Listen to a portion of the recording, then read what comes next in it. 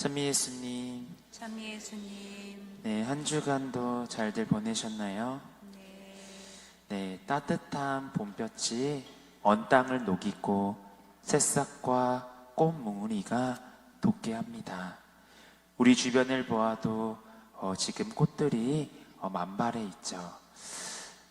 저도 오늘 전 본당 우리 친구들이 놀러와서 선본성당을 소개해주고 싶었는데 제가 온 지 4개월이 되었지만 선본에 오면 어디를 가야 할지 안내할 곳이 없었어요. 어디를 갔을까요? 네, 맞아요. 초막골 갔어요. 저에게 떠오르는 것이 초막골밖에 없어서 네, 초막골 생태공원을 갔는데 또 오늘이 날이 좋아서 사람들이 또 엄청 많더라고요. 그렇게 꽃들을 보면서 봄바람의 꽃향기가 불러오는 것처럼 오늘 예수님께서도 우리에게 가까이 다가오십니다. 그러면서 우리에게 말씀하시죠. 평화가 너희와 함께. 부활하신 예수님도 봄볕처럼 얼어붙은 우리의 마음을 녹이기 위해 우리에게 다가오신다는 겁니다. 그럴 때 우리가 마음을 열고 주님을 맞이할 수 있어야 우리의 믿음과 기쁨이 다시 솟아나게 해준다는 겁니다. 그래서 우리가 이 부활의 기쁨을 누리기 위해서 항상 웃음꽃을 피우고 다녀야 됩니다. 그래서 제가 오늘 강론 시작을 삼행시로 시작하려고 합니다. 스마일로 해볼게요. 오늘 띄워주시겠어요? 스쳐도 웃고 마주쳐도 웃고 일부러라도 웃읍시다. 우리가 이렇게 항상 웃어야 우리의 삶 안에서 항상 기쁨이 가득하다는 겁니다. 이 부활의 기쁨을 간직하면서 또 이번 한 주도 기쁘게 지냈으면 좋겠습니다. 어렸을 때 그런 질문을 친구들과 많이 했습니다. 닭이 먼저일까? 달걀이 먼저일까? 여러분은 닭이 먼저일 것 같아요? 달걀이 먼저일 것 같아요? 달걀이 먼저일 것 같아요? 정말 이 질문은 수세기 동안 많은 철학자들과 과학자들을 괴롭혀온 난제입니다. 엄마가 있어야 자녀를 낳을 수 있다는 점에서 보면 닭이 먼저일 것 같기도 하고, 근데 엄마 닭 역시 아랫에 태어나 병아리의 시절을 거쳐 성장했음을 생각하면 달걀이 먼저라고 할 수도 있기 때문에 우리는 뭐가 먼저인지 잘 모릅니다. 그러나 서로 순환하는 관계에서 무엇이 먼저냐 따지는 것보다는 이 생명의 기원을 밝히는 데는 별 도움이 되지 못합니다. 그보다 중요한 것은 그 생명을 만드신 분이 과연 누구인가를 먼저 물어봐야겠죠. 이런 점에서 보는 것과 믿는 것 사이의 관계에서도 비슷합니다. 사람들은 기본적으로 자신의 두 눈으로 직접 보아야만 어떤 사실을 믿을 수 있다고 생각합니다. 그러나 사람은 우리도 아시다시피 보고 싶은 것만 보는 존재입니다. 곧 자기가 원래 가지고 있는 생각이나 신념에 부합하는 정보들만 선택적으로 받아들이고 그렇지 않은 정보는 무시하거나 받아들이지 않는다는 겁니다. 그렇기에 눈으로 보아야만 믿겠다라는 태도는 애초에 불가능한 것을 할 수 있다고 고집하는 것과도 비슷합니다. 그래서 신앙은 근본적으로 보고 나서 믿는 것이 아니라 믿음으로써 보게 되는 것이라는 겁니다. 우리도 마찬가지로 이 벚꽃나무가 꽃이 피기 전을 봤을 때 꽃이 필 것인지 안 필 것인지 보고서가 믿는 것이 아니라 이거는 나중에 시간이 지나면 또 필 거야 라는 그 믿음을 가지고 바라보는 것과 비슷하죠. 오늘 복음을 보면 이 토마스 사도가 나옵니다. 항상 이 복음을 읽을 때마다 저는 이 토마스 사도를 변호하고 싶습니다. 왜냐하면 저랑 같은 세례명이기 때문이죠. 근데 사람들은 이 토마스란 사도에 보면 불신의 아이콘으로 많이 생각합니다.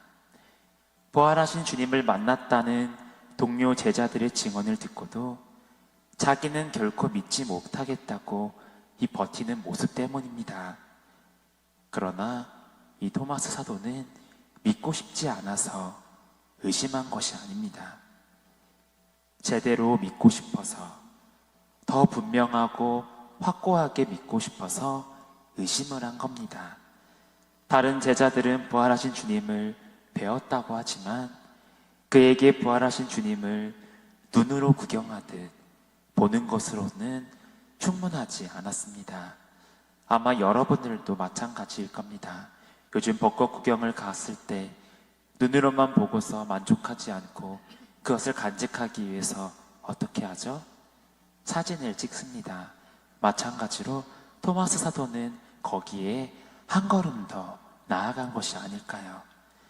자기가 직접 주님을 체험하지 않고서는 참된 믿음에 도달할 수 없다는 나름의 확고한 기준을 그 안에 가지고 있던 겁니다. 토마스는 예수님께서 부활하심을 드러내는 객관적이고 물질적인 증거를 찾으려고 한 것이 아닙니다. 주님의 사랑과 자비를 직접 체험함으로써 그분과 직접 깊은 인격적인 관계를 맺고 싶었던 것입니다. 남이 만난 주님, 남이 만난 하느님이 아니라 내가 만난 주님, 나의 하느님이 되시길 토마스 사도는 바란 겁니다. 다른 사람의 몸에 난 상처를 만지고 그 안에 손을 넣기까지 하는 행위는 상처 입은 당사자의 허락 없이는 할 수 없는 일입니다. 하지만 토마스는 예수님께서 기꺼이 당신 상처를 메어주시리라는 것을 분명히 믿고 있었습니다. 그렇지 않으면 결코 믿지 못하겠다고 말한 것입니다. 이 믿지 못하겠다는 말은 불신하겠다는 의지의 표현이 아닙니다. 의심이 많아 믿음의 증거와 대가를 필요로 하는 세상의 유혹과 감언이설에 이리저리 휘둘리며 흔들리는 하느님의 섭리와 신비를 이해하기도 버겁고 받아들이기도 두려워하는 자신의 약하고 부족한 모습에 대한 솔직한 고백이라는 겁니다. 우리는 그렇게 주님 앞에 솔직하게 나아갈 수 있어야 합니다. 그러므로 오늘 토마스의 이 고백은 주님의 사랑과 자비를 절실을 필요로 한다는 절절한 고백으로 들립니다. 그렇게 이 토마스의 바람대로 예수님은 그 앞에 나타나십니다. 그리고 당신의 몸에 난 상처를 만져보고 손가락을 넣어보라며 그에게 기꺼이 내어주십니다. 자신을 향한 주님의 특별한 사랑과 자비를 체험한 토마스는 이런 고백이 진실되게 터져 나오는 것이죠. 저의 주님, 저의 하느님. 부활하신 주님이 처음 발현하신 그 자리에 토마스가 없었던 것은 우연이 아닐 겁니다. 믿음이 부족하고 고집이 세서 쉽게 믿지 못하는 우리. 그럼에도 하느님을 더 믿고 하느님을 더 알고 싶은 그 열망을 갖고 있어 우리를 대표하여, 토마스를 대표하여 당신 몸에 난 상처를 만지게 한 것입니다. 우리가 토마스를 통해 주님의 사랑을 깊이 느낌으로써 마음에 깊이 박힌 의심과 불신을 해소하고 참된 믿음에 이르도록 배려하신 것입니다. 주님의 사랑과 자비를 체험한 사람은 자기가 그 받은 것을 다른 형제들에게 실천합니다. 우리가 실천하는 이 사랑과 자비가 부활하신 주님이 우리 안에 멀리 있는 것이 아니라 우리 안에 살아계심을 드러내는 표징이 되는 겁니다. 그럼에도 불구하고 아직도 우리 주위에는 보고서야 믿는 그런 신앙에 머물러 있는 신자들이 아주 많습니다. 그래서 대단한 기적이 일어나는 성지, 놀라운 표징을 보여준다는 다른 사람들을 찾아다니고 물질적이고 외적인 증거들을 내 눈으로 확인함으로써 내 믿음을 더 깊게 만들겠다고 말합니다. 그러나 예수님께서 우리에게 바라시는 믿음은 보는 믿음이 아닙니다. 바로 당신의 사랑과 자비를 직접 느끼고 깨닫는 믿음.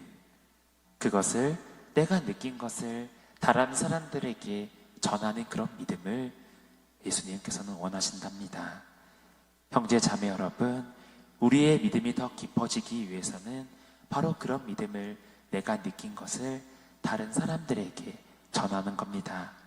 그런 믿음을 지닌 사람이 주님 안에서 참된 기쁨과 행복을 느끼며 웃으면서 이 여정을 걸어나갈 것입니다.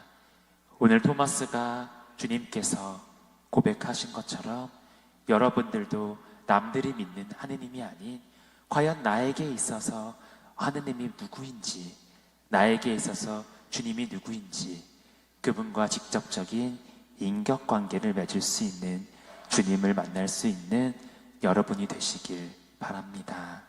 아멘.